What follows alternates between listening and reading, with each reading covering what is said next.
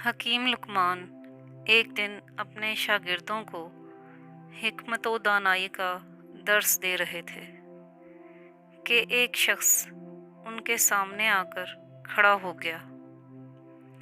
वो देर तक उनकी सूरत पर गौर करता रहा और आखिरकार पहचान कर बोला, तुम वही हो ना जो फलां मुकाम पर मेरे साथ बकरियां चराया करते थे।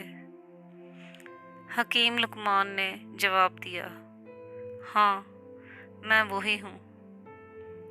वो शख्स बहुत हैरान हुआ और उसने पूछा, तुम तो एक चरवाहे थे, तुम्हें ये मर्तबा कैसे हासिल हुआ?